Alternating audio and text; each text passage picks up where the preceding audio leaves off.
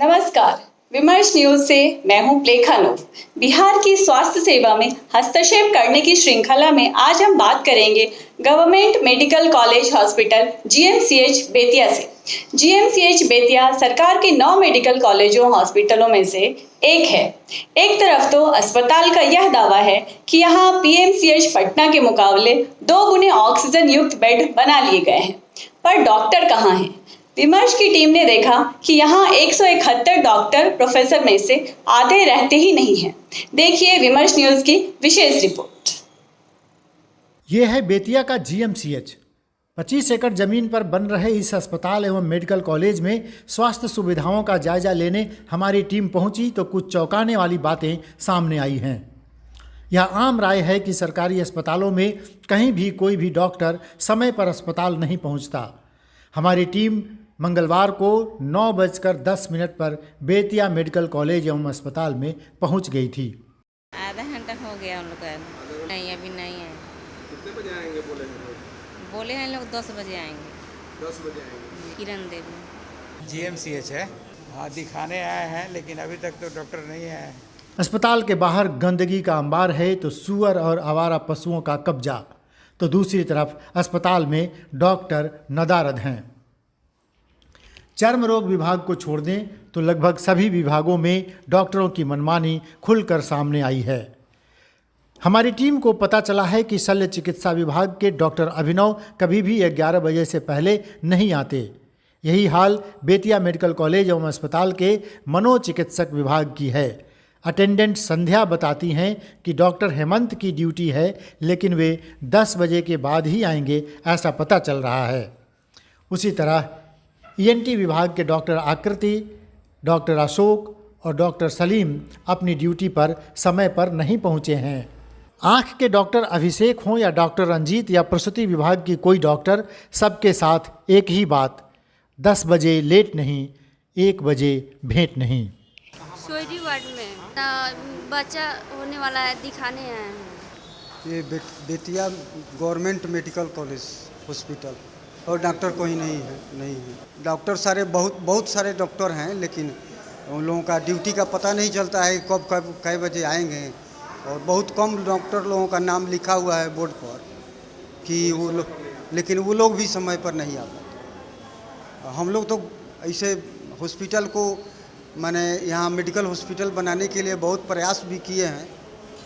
हम जेपी आंदोलनकारी हैं और हम 74 के जेपी आंदोलन में हम बहुत सक्रिय रहे हैं। राम पुकार मिश्र नाम। छाया रानी। परिस्थिति ये बन गई थी कि डर से लोग हॉस्पिटल में कोरोना संक्रमित आना नहीं चाहता था, इसलिए कि इतना प्रचार इसका हो चुका था कि जो जा रहा है हॉस्पिटल में वो लौट कर नहीं आ रहा है, बल्कि उसकी मृत्यु निश्चय ही हो जाती है। तो गाँवों में बहुत सारे लोग डर से रह गए और वहीं उनकी मृत्यु हो गई ऑक्सीजन के अभाव में, रेमडेसिविर जो है उसके अभाव में, और यहाँ व्यवस्था जो है वो सही नहीं था। किसी भी मेडिकल कॉलेज में भवन, उपकरण और दवाओं के अलावा किसी अस्पताल के लिए सबसे ज़रूरी है दक्ष एवं योग्य एवं समर्पित कर्मचारी। डॉक्टर हों या अन्य मेडिकल और गैर मेडिकल स्टाफ, किसी अस्पताल की जान तो यही होते हैं। हम आपको बताते चलें कि इस बड़े अस्पताल में प्रोफेसर एवं सहायक प्रोफेसर को मिलाकर 100 लोग हैं। इसके साथ 70 डॉक्टर भी हैं।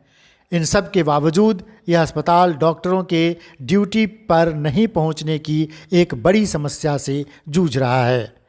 हैरान कर देने वाली बात है कि दशकों से चल रहे इस मेडिकल कॉलेज एवं अस्पताल के अधिकांश डॉक्टर सिवान, पटना, मुजफ्फरपुर, नालंदा और आरा में रहकर प्रैक्टिस करते हैं।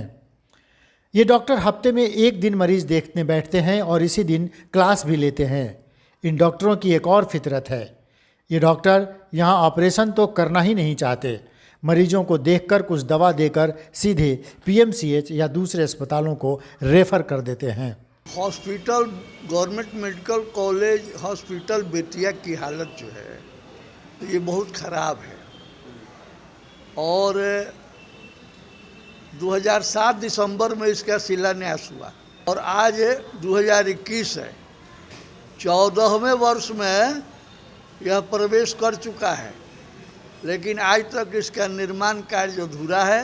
और यहाँ जितने भी डॉक्टर हैं, जो 171 डॉक्टरों की सूची अस्पताल प्रशासन ने दी है सूचना अधिकार के द्वारा मांगे जाने पर, उसमें से कम आधे डॉक्टर, लगभग 85 डॉक्टर यहाँ नहीं रहते हैं, बेतिया ज़िले में नहीं रहते हैं।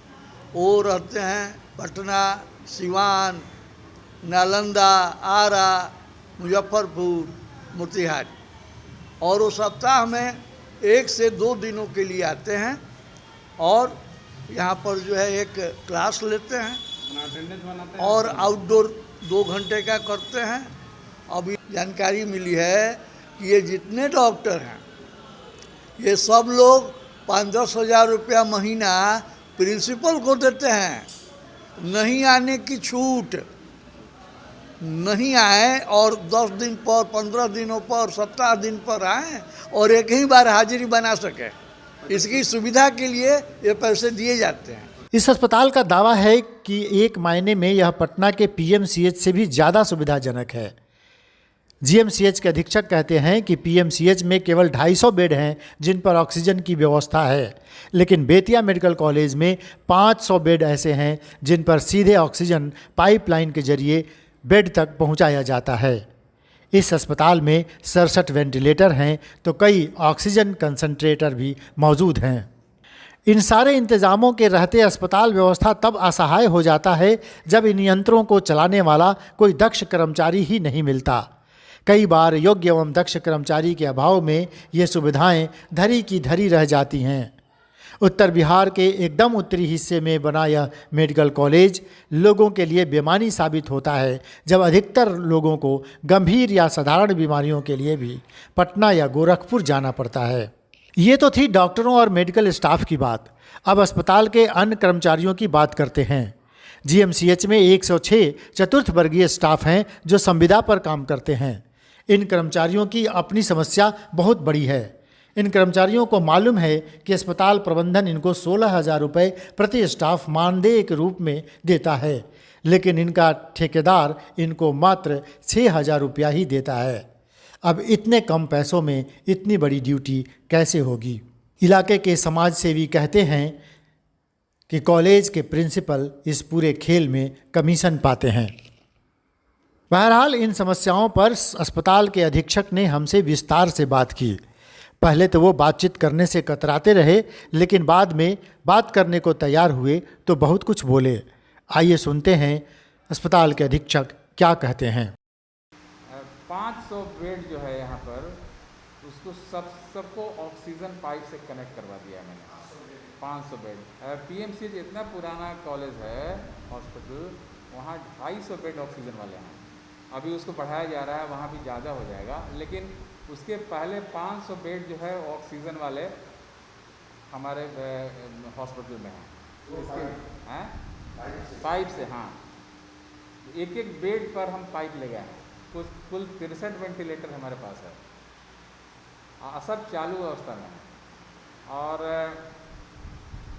इसके अलावा बाईपैप मशीन, जिसमें बाईपैप मशीन 30 है हमारे पास। हाई फ्लो ऑक्सीजन कैनुला 8 की संख्या में है। और अभी आप देख रहे होंगे कि ऑक्सीजन प्लांट लग रहे हैं यहाँ पर। तो एक प्लांट तो पहले से लोगों ने दिया था बना करके, छोटा सा, ये अस्पताल के साथ वो आया था, प्लान में था उनके। इसके अलावा रिफाइनरी कंपनी से हमने बात किया, तो उनका कॉरपोरेट सोशल रिस्पॉन्सिबिलिटी में वो लोग काम करते हैं। तो उसमें से उन्होंने कहा कि हम 500 लीटर वाला एक लगाएंगे। तो मैंने कहा कि 500 लीटर तो कुछ ऊँट के मुंह में जीरा हुआ ये, तो हमारे यहाँ 3,000 का लगवाइए आप। तो फिर बात करते करते वो लोग 2,000 पर एग्री हुए कि 2,000 हम लगा देंगे। तो अभी 3 प्लांट में काम चल रहा है। विमर्श न्यूज से प्लेखन। आगे हमारे संवाददाता आपको ले चलेंगे बिहार के चमकी रोग विशेष शिशु अस्पताल SMKCH मुजफ्फरपुर। देखते रहिए विमर्श न्यूज। अगर अभी तक आपने हमारे चैनल को सब्सक्राइब नहीं किया है तो कृपया इसे अभी कर दें और साथ ही बेल बटन भी जरूर दबा दें ताकि हमारे कार्यक्रमों की सूचना आप तक पहुंचती रहे। धन्यवाद।